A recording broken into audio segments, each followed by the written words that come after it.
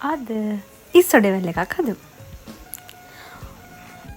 මුලින්ම පෑන් එකකට තෙල් ටිකක් දාගෙන ඒකට ආබෑර ටිකක් දාන්න ඒක පුරනකන් තියාගන්න. ඊට පස්සේ අපිට ඕන වෙනවා ලීක්ස්, රටලුණු, අමු මිරිස්, කරපිංච, සුදු ලුණු.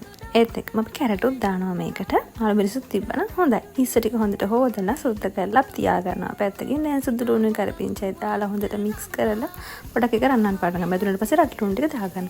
රටලුණු ටිකත් පොඩ්ඩක් හොඳට තැම්බෙනකන් ඉඳලා අපිට පුළුවන් කැරට් ටික දාගන්න. කැරට් ටික දාගෙන හොඳට මික්ස් කරලා පොඩ්ඩක් වෙලා වහලා තියපත් කමන්න. ඊට පස්සේ අපි කුරුද්ද පොතු දානවා, කහ දානවා.